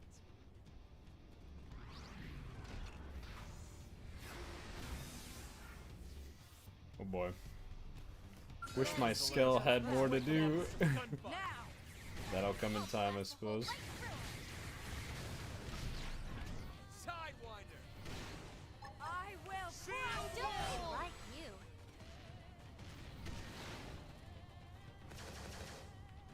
Raijin! lightning storm. Oh, like you. Side smack. 3 in a row! Eagle Eye! Shoot Hope to you're kill! ready, Stella Ray. Overwhelm! Balance breaker! Backslash. Can't use quick commands when in a Lay down scout. cover fire! So that is a little bit like just a bit slower. Shooting stop. You burn! Oh, what's happening? I'm at a good level for this fight though. Will crush Still No! push. Full court press! Special delivery. Iron Arcing Hold! Backslash. Spectrum. Balance breaker! I like you. Ultra slash. Overwhelm! Mind storm! We'll put a sock on them! Decoy round. Work! Almondal won't go down that easy. Sidewinder! Decoy round. Burning Shield flash. Appreciations! Give me some of Blue Flare out. There's no need to push! Tornado blade. Shrapnel! Deploying laser drone. Now close the gap. We'll put a sock on them! Shooting! Raijin! Decoy round. Lightning cloak. Okay. Backslash. Give me some of Blue Flare out. Ultra slash. Balance breaker! Tornado blade. I can't wait to get rid of the backslash ability for something else. This could make all I know what it is, I just haven't unlocked it yet. burning. But like my build heavily relies on calling aggro to build up TP, so you know, calling aggro and then trying to hit it from the back is doesn't work out too well. Shoot to kill! Now this part I like. Fire. Decoy Iron round. Prison! Hold on! Lay down some cover fire! Lightning cloak. They There you ultra are. lash. Appreciations. Backslash. Bam! Keep shooting! Arcing Hold! Great. Let me at Balance him. breaker! Switching to my scouts. On my mark. Fire. You're staying right here. Backslash. Oh, got him! Lay down some cover fire! Ah. Shield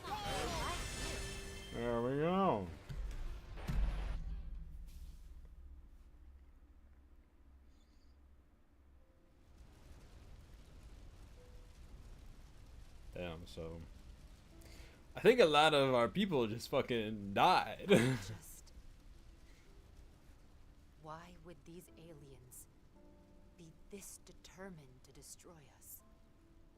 Honestly, if I had to venture a guess, I'd say they're afraid. They fear humans. They feel threatened.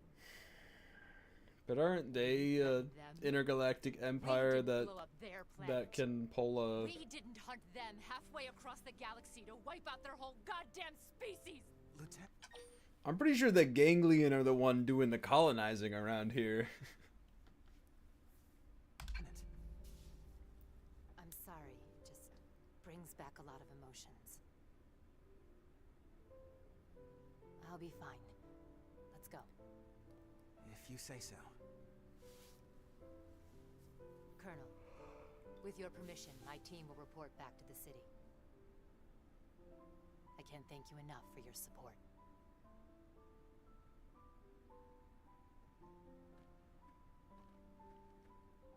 What was that about? Irina had a younger brother. He was best friends with Gwyn, actually. But he didn't make it onto the White Whale. We lost him when we lost Earth. Everyone's got a story like that. Not that it makes it any easier. I like how L is just in these cutscenes, but he's not saying a single word.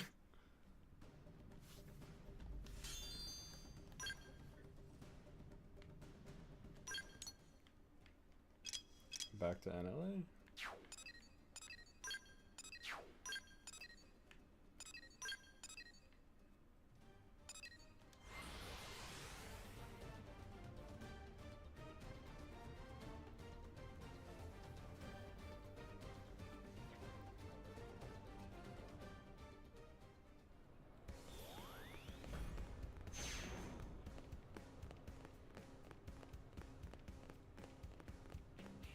My goofy ass party.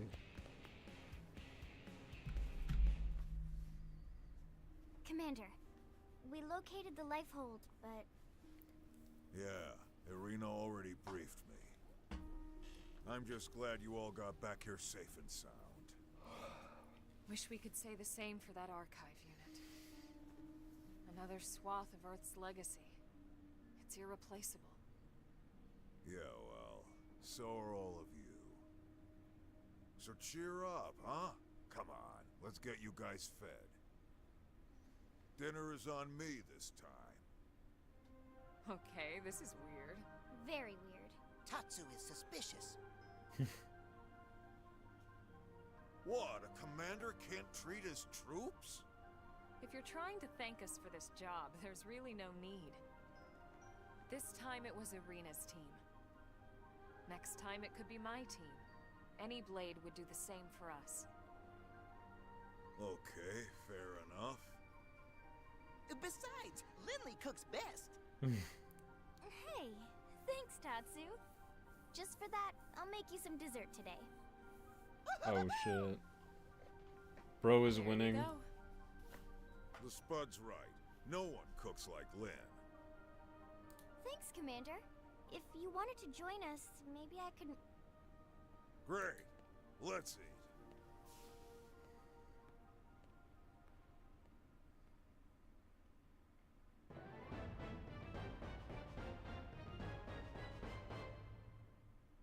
Damn.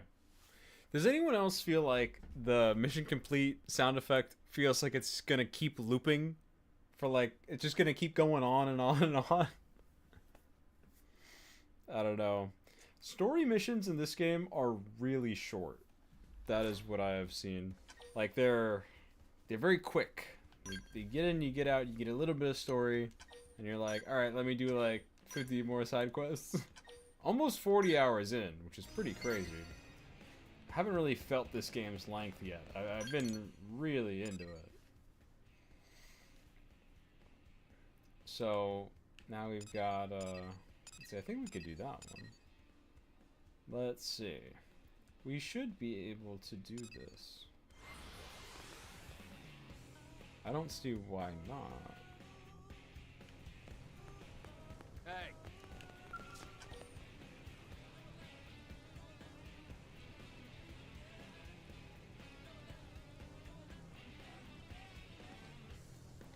What are the requirements that oh, we have to have 2 hearts with this guy that I've never put on my party?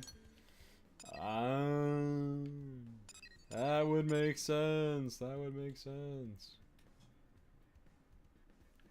We could put Doug on the party to get some hearts. Some of these characters I don't really give a fuck about. So, like, I don't really want to raise my affinity with them.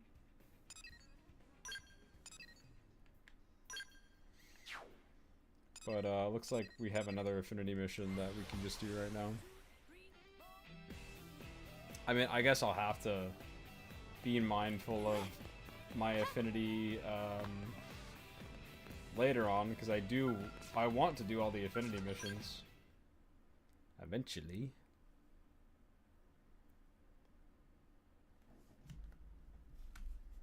Had I known I'd be forced to wait, I would have brought a book. Our apologies, Director General. Our blade work has been keeping us especially busy as of late. Besides, it's pretty unusual to get a direct request from you. I would hope that warranted special priority. This mission affects us all. If it's an official mission, shouldn't we take it through the normal channels? Personally, I consider it very official, but both Nagi and Vandam refused me. Shouted me down, actually. Nagi mentioned? Then we're probably not even allowed to take it, right? Let's hear the brief, and why they turned you down. A wise decision. You're familiar with Jair Fortress, yes? In a few days, we'll be hitting it with a surprise offensive. Damn, bro. Of course. Every blade on the force is participating. We built our attack strategy around the idea of limiting casualties as much as possible. As such, we'll be employing mostly long-range fighting tactics. That would be the sensible choice. Yes, and I fully support it. But it makes gathering intel nearly impossible.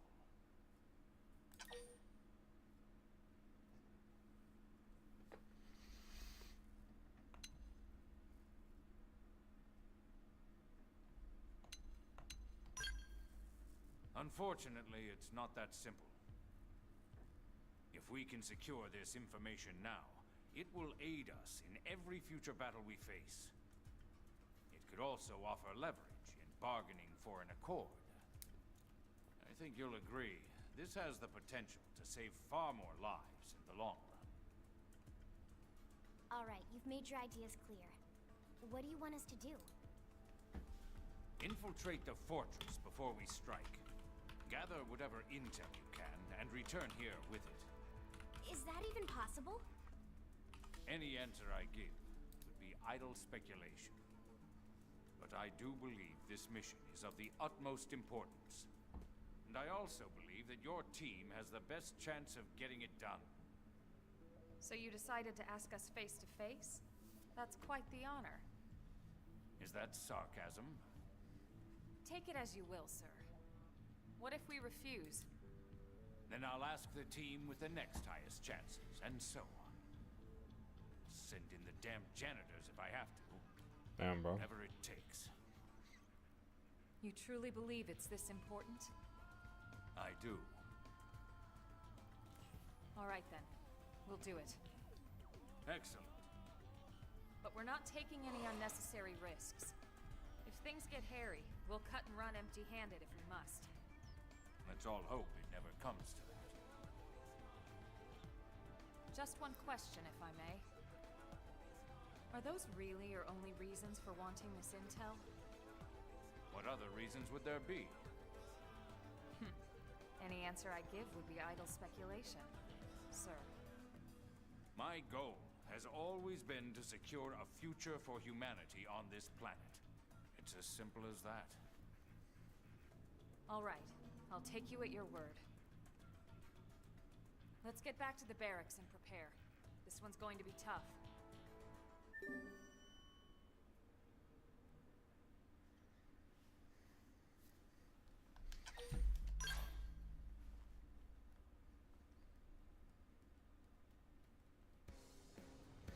How bad could it be?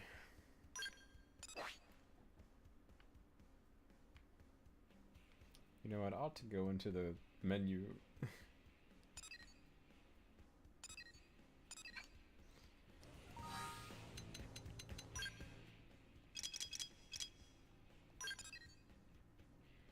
Oh shit. Golden base.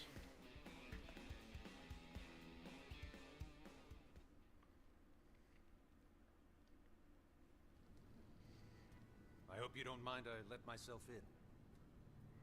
From the look on your face, I'm guessing you know about our meeting with the Director General. And from the look on yours, I'm guessing you accepted the mission. We'll do what we can. Elma was super clear. If things get dangerous, we'll call it off. Well, good. I'm glad to hear that. Don't forget, you're all far more valuable to us than any intel you might come back with. Tatsu totally agree and definitely never forget. In other words, don't worry about us.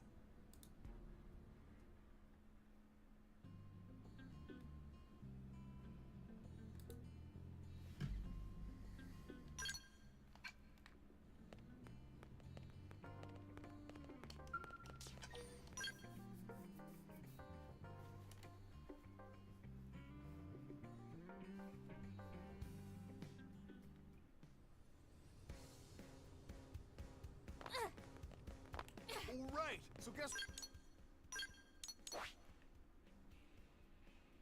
Gotta go all the way over here. It's recommended level 30. So there could be some unfortunately OP monsters around here. We are level 30, so we should be fine, but that's never a sure thing in this game.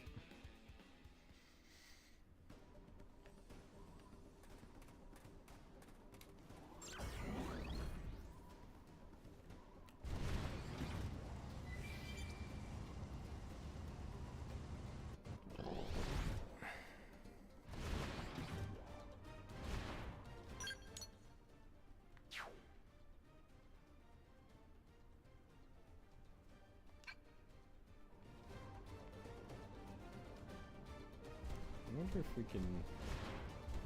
I don't know if we can necessarily climb up this huge structure. Only we could fly. What are the requirements for the next story mission?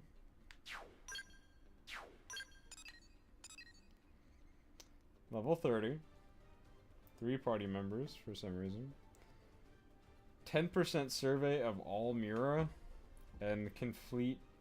We have to complete the Matchmaker Affinity Quest. Which one is the Matchmaker?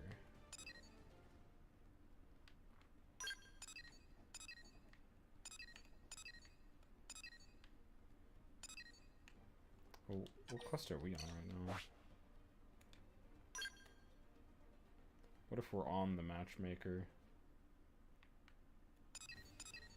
No, spy games. I don't know what the Matchmaker is.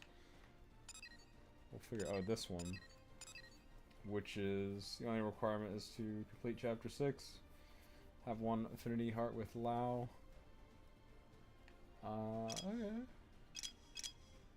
We're at 17% Mira survey rating. And what did we need? We needed 20? 10. Okay, so that's already done. Great. Fucking brilliant, mate. So I'll get my flying skill soon enough. You know, honestly, like, I could be done with the main story a lot sooner than I kind of think that I could. Well, I mean, I guess that depends on certain progression gates later on, but as long as I get the Skell, which I believe is in chapter 9, so I only have like chapter 8 and chapter 9, and then I get my flight unit, and then it's fucking, then it's basically grind time. I'm gonna do some crazy grinding, you know, setting up Skells, getting all the other party members Skells, and then do chapter 10, finish the game. But I've heard that this game has like tons and tons of post-game content. So I'll be playing that a lot.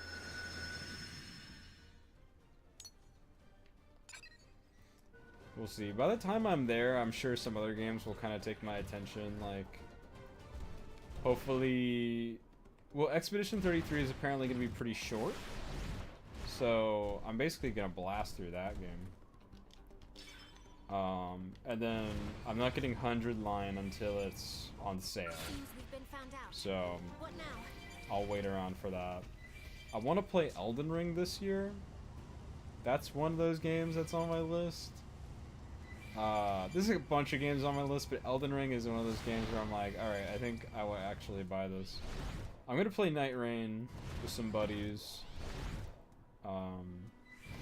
We'll see whenever Elden Ring goes on sale, because if Night Rain comes out and I get it before playing Elden Ring, I'll probably be the weak link in Night Rain parties, but I mean, I played a Souls game or two. Let us walk away.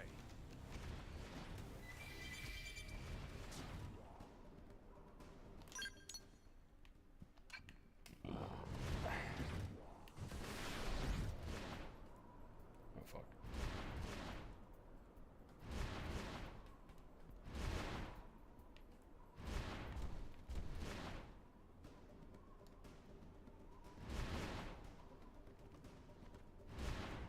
I'm wondering if I can get up here so I can potentially find a robe. I don't...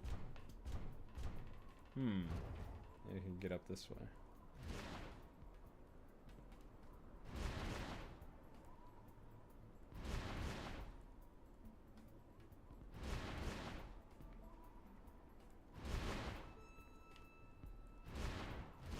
This is peak Xenoblade gameplay.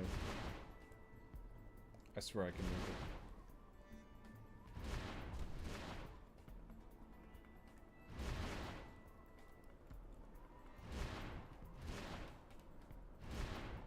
Oh.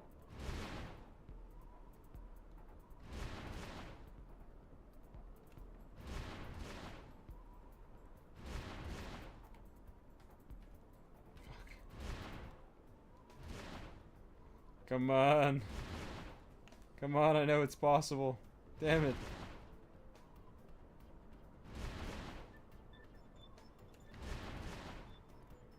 See, this is why we need the flight unit.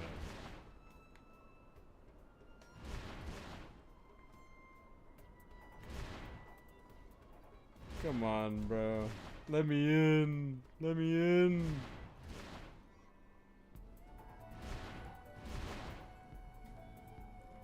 I don't know.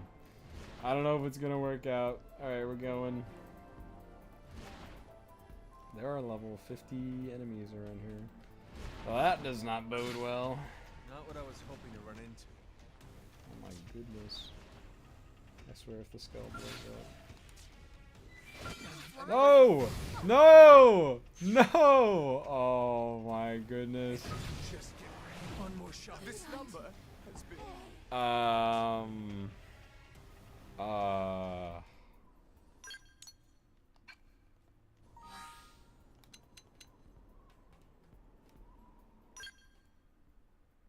I'm gonna reload my save file.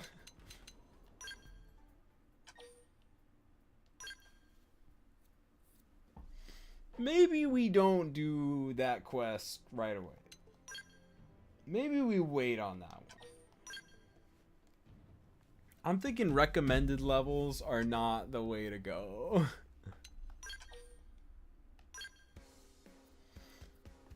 With that said, I might call it here. Been on for a while. We got our X-Men in, we got our Xenoblade in. So I think we're gonna call it here. Alright.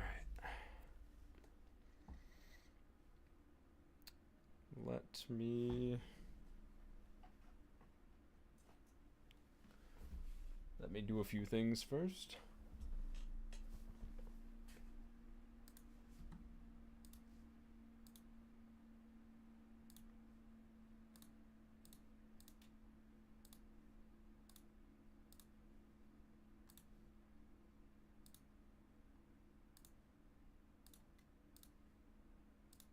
Alright, well, as always, thank you to everyone who showed up for the stream, whether you watched live or watched on the VOD.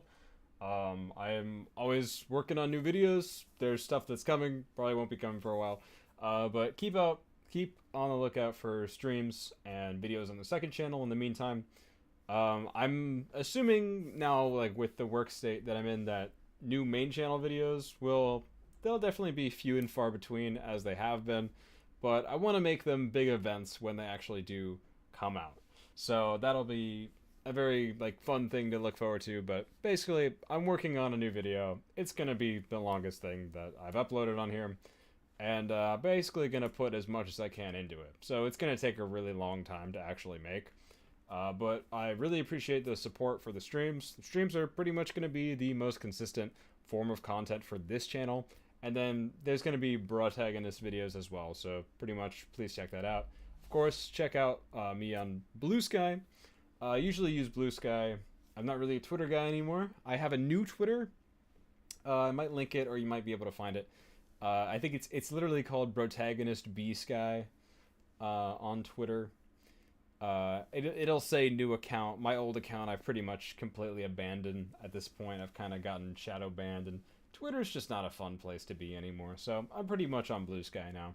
So if you want to follow me on social media, go there. As always, thank you so much for showing up, and we'll probably be back to do this next week. Alright. Peace.